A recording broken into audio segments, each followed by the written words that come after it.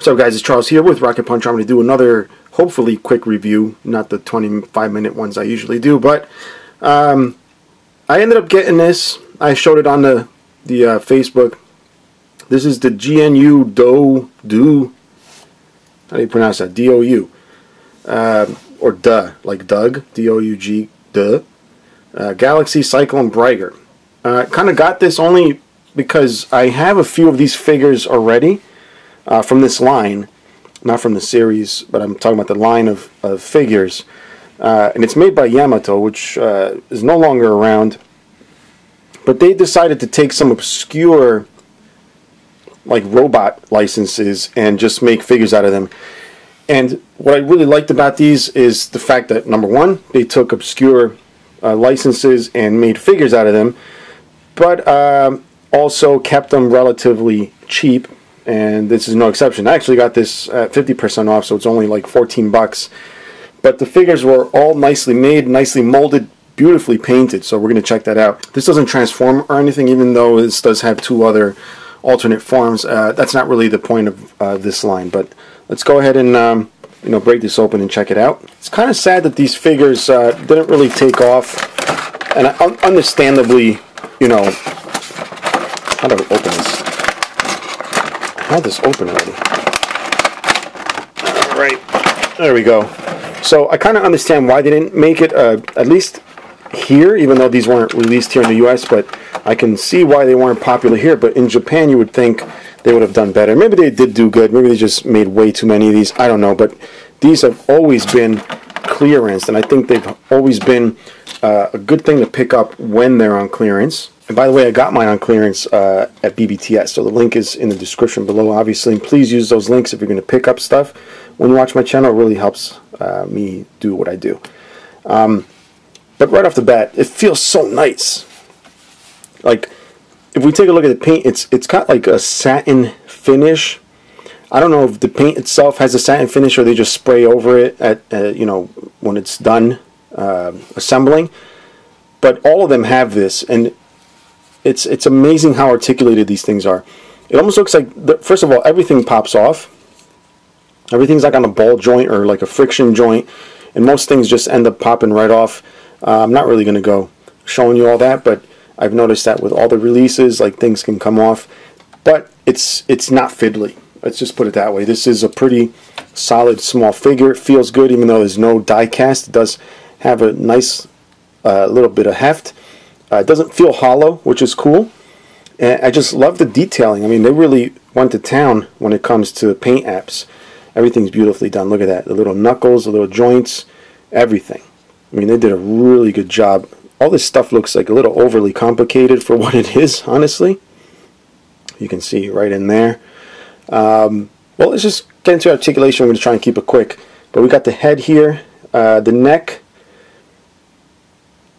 is on that little friction type peg that I just showed you. It doesn't move a lot because the neck is square shaped. The head doesn't move separate from the neck. The neck and the head are moving together in one piece. You can't really turn it because you've got these little things on the side. They could have probably spaced those out a little bit more, but then I don't know if it would ruin the look of the figure or the proportions. We do have the shoulders, and again, you can see what type of joints that is. It does have this back and forth movement. And speaking of which, when you make those movements, you always want to make sure stuff isn't scuffing together. You don't want to have shiny spots from rubbing back and forth, so always be careful. You got the bicep swivel, which again, this thing that comes over this, like, it gets in the way, so some of this articulation just doesn't make any sense. And you got the elbow, which is nice. It's got a double jointed elbow. You get the waist, which just barely, and I shouldn't even say barely, I think it does scuff that yellow right there, but you can, twist it around. Just be careful again. And you get some ab crunch. You get the bottom on the actual abs, and then you get the top chest, I think. But like really, really small movements, and it feels like everything's just rubbing together. I think you just noticed something come off because the thumbs and fingers, or whatever you want to call them, the claw, is just pegged on. I think that's probably the fiddliest bit, even though it's not technically a fiddly robot. figure, it does have little things like that that fall off, which is pretty much up to this point only the hands. And we got the thighs, which barely move, and you can get a little bit of articulation if you move these flaps out of the way. Why can't I get this one? Oh, there we go. Just have to pop out. Again, it's probably rubbing up against something. Can I bring them forward if I move these? So these skirts in the front do move. They're just a little hard to get at.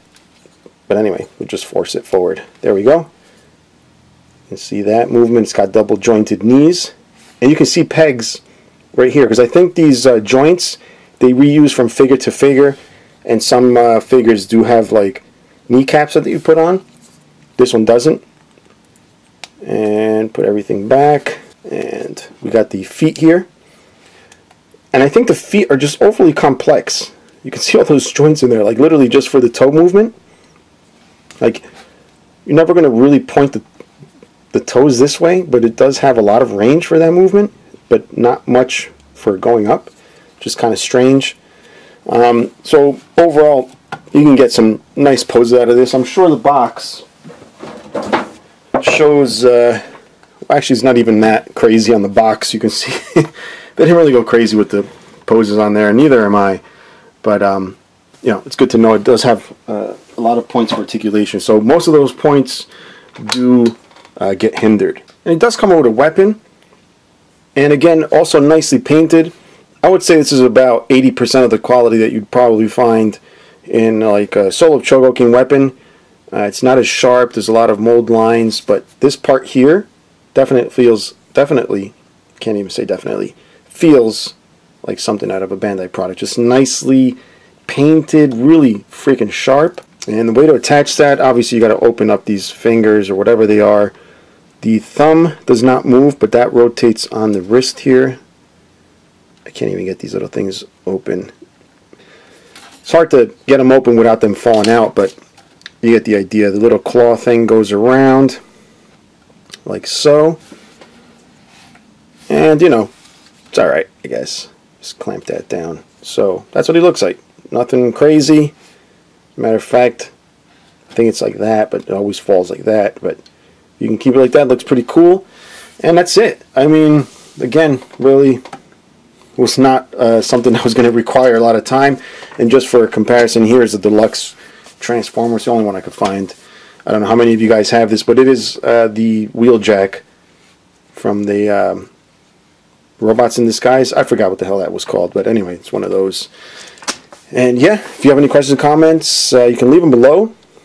Just in case you guys were wondering, if you're sticking around to this point, I am setting, or I have set up a Patreon. I just haven't really announced it yet, so this is unofficially the announcement that I do have it set up. I'm also going to provide a link at the bottom. It really helps me out. If you're going to buy this, use also the link in the bottom below, because that's where I get my stuff, BBTS, and they help out the channel by providing ads, and that's it. Until next time, guys, bye-bye.